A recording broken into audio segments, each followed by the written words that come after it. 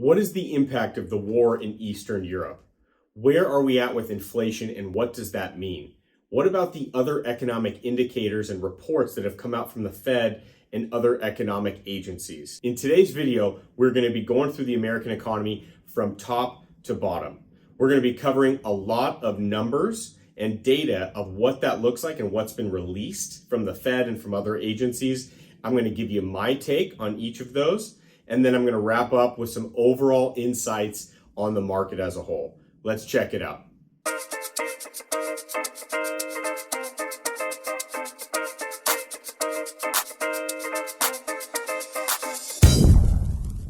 Hey guys, Nick D'Angelo here with Saint Investment Group.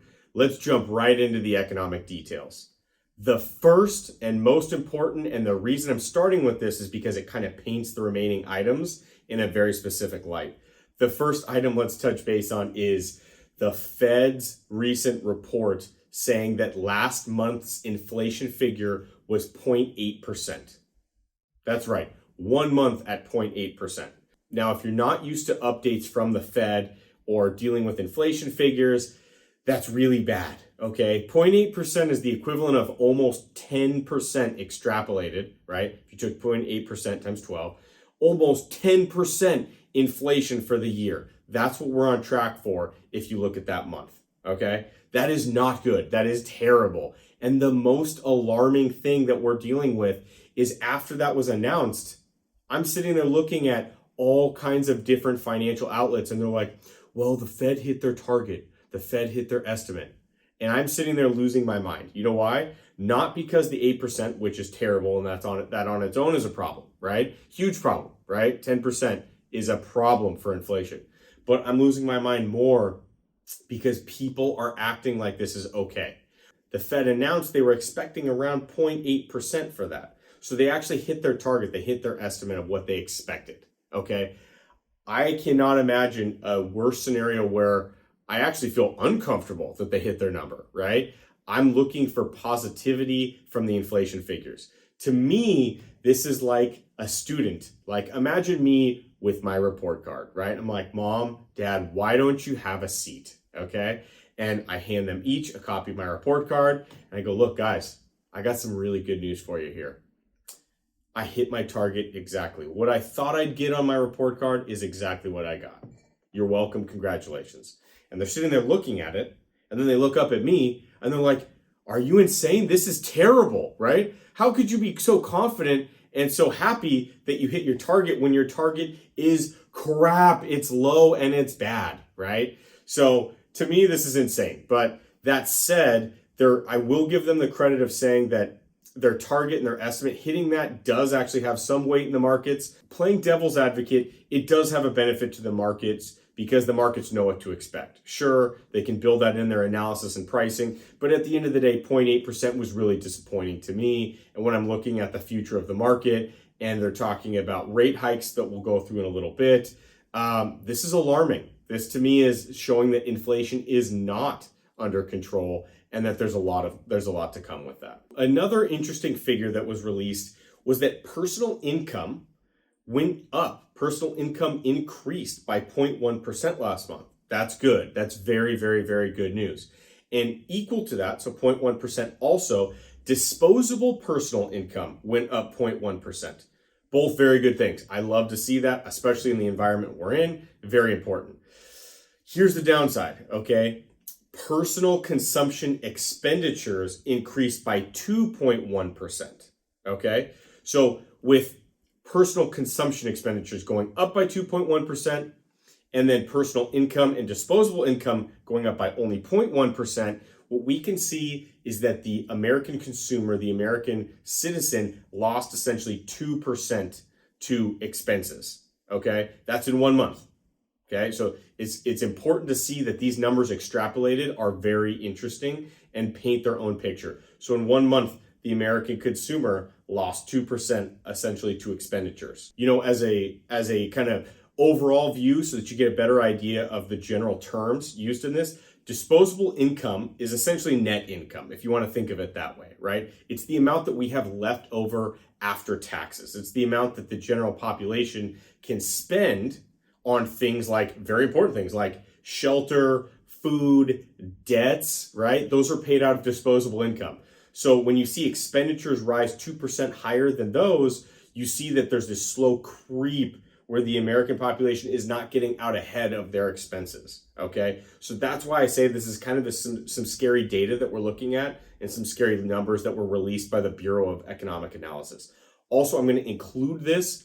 I'm going to include the link to this study or to the report in the show notes below and the description below. So check that out as well. All right, so interestingly, we are seeing that home prices are up 18.6% year on year. Okay, so nobody's too surprised. I think we all are very aware that homes have been skyrocketing in pricing, right? With actually Phoenix, Miami, and Tampa are the leading markets for growth. Those have seen the biggest increase. Also worth noting is that the Fed, to fight inflation, the Fed only has so many tools. One of the classic tools that we see, increasingly lately, but they've used historically to get inflation and other things under control are raising rates, right? That is a very powerful tool in their toolbox. The Fed has come out and said that they're going to be raising rates 1.5% or 150 basis points over the coming year or so, or about a year and a half, I believe. Don't quote me on that. I'd have to re-pull up that statistic, but my understanding is over the next 18 months, we're due for about 0.25%, aka 25 bips per quarter increase in rates. So what does that mean, right, for the home buyer? What that means is about every 1% that rates increase, the average home buyer sees about a 10% decrease in purchasing power, okay? So just rates, what that buyer will pay in their interest and their affordability, et cetera, et cetera, et cetera, it is affected about 10% for every 1%. So if you extrapolate that to what the Fed is saying of about 1.5% rate hikes over the coming months, then you could assume the average home buyer's purchasing power will go down about 15%. Now, here are the balancing factors. The first is, as you're seeing, as we're just telling you now, 18.6% was the year over year increase already, okay? So the market is on fire, it's booming, it's on the way up. In addition, some estimates are about 20% over demand, aka a normal demand, a healthy demand in the market. We're about 20% over that by many estimates. So if there's a 15% reduction in purchasing power, and these are loosey-goosey numbers because you're never going to hit it dead on. 15% reduction in purchasing power does not equal a 15% reduction in over demand, right? But generally speaking, it is a good figure.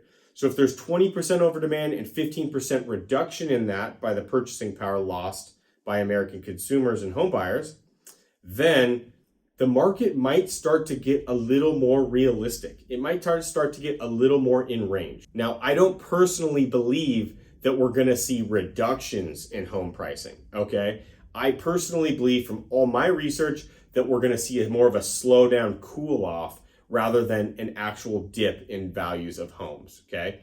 I think that's a big indicator because the biggest question that I always hear from many people on this topic is, when's the right time to buy, right? When can I time the market? Time the market and just get in there, right? I don't think we're going to see that like a 2008 where you see some markets down 30%. So I don't think we're going to see that. I think we'll see more of a cool off scenario. However, there are some markets that are just way overinflated, way overheated, that may not have the fundamentals of that market. They might see a slight reduction. We're not really operating in those markets today, so I'm not that concerned for any of our properties, but I would say that those markets likely exist.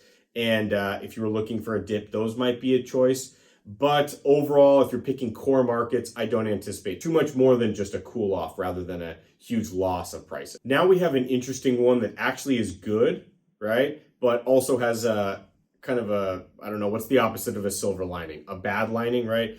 But there was actually a GDP growth in Q4 of 2021 of 7%, right? That's pretty good. That 7% increase is good.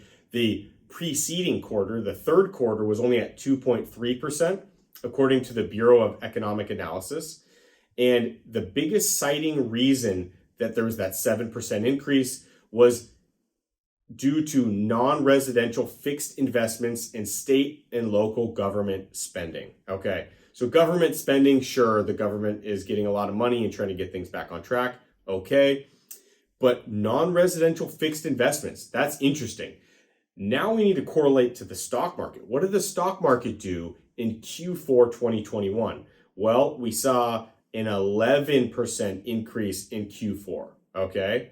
Now, we saw 11% increase in the stock market in Q4. We saw 7% GDP growth, and the Bureau of Economic Analysis is quoting non-residential fixed investments as the reason. So basically, we can kind of draw that connection as the stock market was great, GDP went up because of it. Okay, that's dangerous now that we're in Q1. Why? Because the market is down around 18% in Q1. We've been getting freaking hammered. If you're heavy in equities, we do carry a lot of equities. Pretty much indexes, we keep it pretty boring. Like we do a lot of stuff, we just stick to core, consistent, stable returns. Even indexes are getting hammered right now. So with that being the case, now we're in Q1, bad stock market. We have huge disruptions in things like global food supplies, global nickel supplies, all kinds of commodity pricing all across the board. We have gas prices at record highs right now, right? So the concern for GDP is that while we saw 7% increase in fourth quarter, Q1 is going to not look good at all, is my personal prediction. We still got a couple weeks left in the quarter.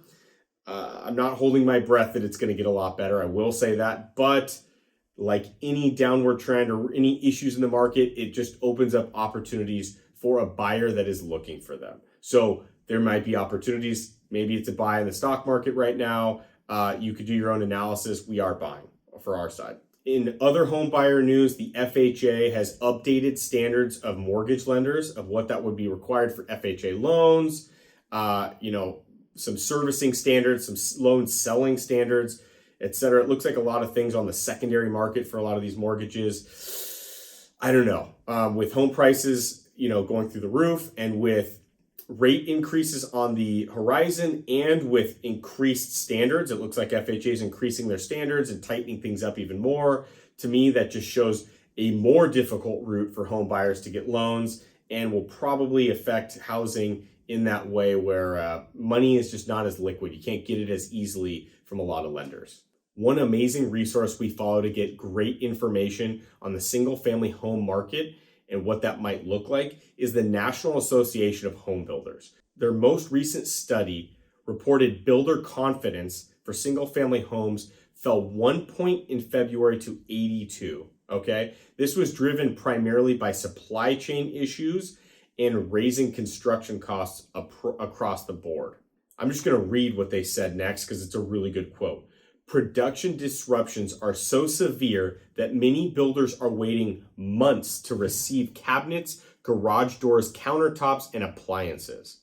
These delivery delays are raising construction costs and pricing prospective buyers out of the market. Residential construction costs are up 21% on a year-over-year basis. Higher interest rates in 2022 will further reduce housing affordability even as demand remains solid due to lack of resale inventory. Look, I see this actually as a pretty interesting factor. I think this is a good balancing point to a lot of the other things going on in the market. I mean, on one hand, it slows down the increase and continues to drive up those new construction home prices even further for all the reasons that they just said. So I think this, in that way, it would be an upward driver of home pricing, right? However, also, as mentioned, rates increasing and buyers able to afford up to 15% less, I think that drives down pricing as well. So this might help balance the equilibrium a little bit more to balance out the market so it's less crazy either from rate hikes or from demand, etc. One thing I do wonder about is the profitability of these home builder companies. I know from firsthand experience, we've done some development primarily on the entitlement side. So we take raw land, we would get it fully entitled top to bottom, and then sell that off to the developer, the final developer, who then goes and builds all the homes and sells them out. So we do have experience in that. I think across the country, it varies quite a bit what the margins are for that. My concern with the home builders are, can they sustain market disruptions like this? If construction costs are up 21% year over year, raising interest rates may bring down the ability of home buyers to purchase, then does that squeeze affect their margins, and how much do they have there? That's a question that I have, and it depends on the market would probably be the correct answer, but I'm keeping an eye on that closely just to see where this trend goes and where it goes for home builders specifically, because new inventory really balances out markets, right? Similarly, the Census Bureau reports that construction spending went up 1.3% in January alone, up to 1.68 trillion, and up 8.2% from the prior year's figure. So yeah, construction costs are on the way up, to say it again a different way. On the other side of the spectrum, we have the consumer. How is the American average citizen doing through things, and what are they dealing with? Let's drill down into some numbers on that. The University of Michigan Consumer Sentiment Index, the CSI, declined to 8.2% in February to 61.7. That's down nearly 20% from 1 year ago. This is big info, guys. This is a really, really, really, really big point, okay? What does the CSI measure, the Consumer Sentiment Index measure? That measures basically the overall health of the economy by the opinion of the average consumer. How do people think the economy is doing? It's that simple. So when this goes down nearly 20% in 1 year, it means Americans do not think the market is doing well. They don't think the economy is going well. In one sense, it's how do you think the future is going to look? Are we on track for that? And if it has gone down almost 20%, that is a huge indicator that people are not feeling rosy about where we are at. For this reason, and not to get political, that's not what we're doing here, but let's be clear. So when consumers see a decrease in their sentiment up to 20%, right? And then Joe Biden's ratings are plummeting, those are very clearly connected. It means people do not have confidence that he is handling the economy properly, okay? And it's not going the right way. It's not going on an upward trend. It is going down. My overall take is that the CSI is extremely important. I'm always looking for this on economic updates when I'm compiling my own notes. To see this down 20% is really disappointing, and it's something where I'm looking across the board, top to bottom, to see where in the economy there will start to be cracks caused by this, where people are just less confident in the structure and the markets, etc. The good news is we do have some good news, okay? The Commerce Department does report that new orders of manufactured goods are up almost 1.5% in the last tracked month, and shipments of manufactured goods are up over 1%.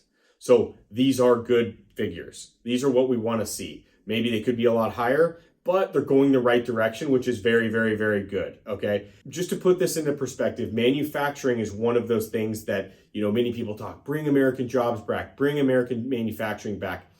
And while there's many factors to that, they're right in the sense that the net exports a country has and the net imports a country has are a big determiner of where international dollars are going. If a country has a major net export, right, then that means they are trading those exports and bringing in money into their economy. So that's a good indicator. Look at China, right? They're bringing in foreign money to their manufacturing areas. They're bringing in foreign money to their manufacturing industry, right? And it's strengthening, it's building their economy, it's building jobs, it's really good, right? If you're a net import country, it means you're importing, you're bringing in goods, and you're sending that money overseas to someone else. Also, a couple good notes on the Commerce Department's report on manufactured goods. We are up 20 of the last 21 months. So while we have certainly gotten hit hard by COVID, our economy, we are still up most months over the last 21 months, which is very good. And new orders on manufactured durable goods are up 8 of the last 9 months. So those are really promising and helpful numbers to understand that there are some good trends in the market as well. Similarly, we have some more good news for the American consumer. Employment is going up, okay? This is huge. This is extremely important. The unemployment rate has edged down to 3.8% with widespread job growth, according to the Bureau of Labor Statistics. This is a saving figure. This is extremely important, extremely important. Also, I like to dig one level deeper than that. What you'll see governments do oftentimes is say, yeah, our unemployment rate is so low. And then you go, well, wait a second, what percentage of the population is participating in that, right? What percent of the population is interested in actually having jobs and is even in the unemployment or employment figure? That's a good question. The answer to that question is the labor participation rate. Right now, our labor participation rate as a country is 62.3%. So almost 62.5%. Now, what does that mean? That means that over the age of 16, which we consider the working demographic, the working age of US citizens, 62.3% of people are working. But 62.3% is actually not that scary if you look historically. The absolute peak since they started tracking it was in the early 2000s, and we are only 3 to 4% below that. So certainly, we always want to break the records and do the best and blah, blah, blah, but only 3 to 4% below that in this post-pandemic or, tail end of the pandemic period is very good in my opinion. Now, to circle back on interest rates, let's dive in just a little bit deeper into the granular, what that looks like as a rollout by the Fed. So according to Jerome Powell, to the House Committee on Financial Services, he expects the Fed to raise interest rates at their next meeting. That's coming up very soon, mid-March, okay? And this is anticipated to be a 0.25% hike, aka a 25 basis point jump. Now, what's going to happen in the markets? While no one has a crystal ball, the general consensus is Jay Powell has been pretty open about what those expected increases are. So if he sticks to the 25 basis point jump, I think that's already priced into the market. I'd say for equities, you're probably not going to see a major disruption. But if there's less, let's say there's not a rate hike and he's going to wait a following period to raise the rates, I think you'll see the market jump if he doesn't make that rate hike in March, mid-March. Now, that said, if it turns out instead of 25 basis points to be 0.5%, aka 50 basis points, the market's going to not be happy. People are going to they're going to feel blindsided, and I expect the market will have a big downturn for that period. Also, as the rates tick up, as the Fed raises rates 25 bips at a time, 25 bips at a time, 25 bips at a time, I will make a prediction. No guarantees, just my opinion, but here's my prediction. I think commercial real estate will soften. I think with the markets with soft fundamentals or that are overheated or have way too much interest in relation to their fundamentals are going to have big problems. The big saving grace, the big market that we are in, the big product type that we love and have done for many years that's just booming is industrial. I don't see industrial having those same problems. I think industrial is poised really well with great fundamentals. I would have zero surprises if, especially retail just got pummeled by rates going up and then the SBA trickling that down to retail operators and small businesses. I'm really concerned about retail as these rates go up. And I think that the whole market will have to price in for real estate, will have to price in these rate hikes in a really interesting way. Where that goes for prices, I'm not positive because there's so much capital out there starving for yield. But I believe that industrial should be the belle of the ball, with maybe multifamily a second, maybe specialty like self-storage in a third, and then some of the other mixed types across the board. And another note that's interesting here, cryptocurrencies have also been in the sights of the government recently. According to the Financial Stability Board's report, it is indicating that crypto asset markets could threaten financial stability. On one side, it could mean, hey, we want to get this stuff regulated. Okay, we need to get our arms around it. We as the government want to control it a little bit more, figure out ways to possibly tax it, or et cetera, et cetera. The other side is crypto's very clearly here to stay, okay? It is involved in daily business at this point. It is in the markets. So when you see the Financial Stability Board doing full reports saying that they need to regulate it more, to me that's saying they're taking it very seriously and they believe that there are a lot of implications if they don't get their arms around it today. So I'm interested to see where this goes. I don't dabble as much in crypto. We're more, real estate and debt with the Saint Investment Fund, but I am very interested to see, and I'm keeping close eyes on this, especially as it relates to the bigger coins. If you were to ask me my guess on cryptocurrency as someone who's not full-time on it, I would tell you this. I expect a lot more regulation, a lot more hurdles, and a lot more creativity from the government of how they could control it, pretty much. So, what are my overall takeaways on all the data, all the numbers, and all the information we just went through? I believe that inflation is tweaking everything. I think it's affecting the market top to bottom, and across the market, we are feeling those impacts. I think in markets like construction, where they're seeing these huge increases and their holding periods of properties are getting screwed around waiting for supply chain issues to resolve, etc., and inflation's going up, there's a lot of disruptions. Inflation puts a ticking clock on many industries. It's a concern for inventory. It's a concern for Americans holding cash and what they're going to do with that, and that need for yield to offset inflation alone. If inflation's really 7%, you can't afford to keep money in the bank, right? That's my thought and my opinion on it. And I believe that Americans are waking up to that, and they're finding solutions to put money different places. Literally, that's why we created and structured the Saint Income Fund, is because we pay 8% and it beats the inflation projected by the Federal Reserve. There are many options to beat inflation. If you're in cash, it's a huge concern to be in it at this stage, as it opens you up for inflating your way out of the value of your dollars. Also, I believe uncertainty is one of the major drivers as well right now, whether it's the consumer side, with them not knowing what exactly is going on, sentiment dropping nearly 20%. I think a lot of that is just people don't know. We have a war that's breaking out in Eastern Europe. We don't know where the US fits into all that on a long-term basis. We don't know if this war is going to escalate or resolve. We see markets tanking. Just a lot of uncertainty of how things will shake out. And people are getting more conservative with the unknowns. And this is not uncommon. A common thing is to see contraction in industries, in business taking less risk, in investors taking less risk, and I think that's trickling down to the whole economy right now. But as a final point, I want to make my favorite point that I look at any market data with, and it's this. There is no good and bad market. If you think about it objectively and you are just digesting the information, it's telling you a story, okay? You are learning where the world is at, where your country's at, where your market is at, and now it's up to you to make the decision of what you do with that information in your life. If you feel the market's grim and it's not going the right direction, you got to make decisions accordingly and find the opportunities, right? That's been my entire career, is when there's problems, find the opportunities. When things are good, how do you maximize them?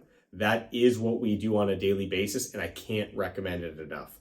The markets are moving quickly. The economy is moving quickly. So my last recommendations are the following. Hit subscribe, hit the notifications, and turn them on so that we can get you this information as soon as it's released. Also, if you have an interest in learning what we're doing for investment, particularly with our income fund, I highly recommend checking out the link below to get some more investment information, or checking us out at saintinvestment.com. Please leave a comment with any questions that you might have, anything you want to see covered in future videos on the economy or covered more in depth on business or investment, and I'll talk to you guys soon.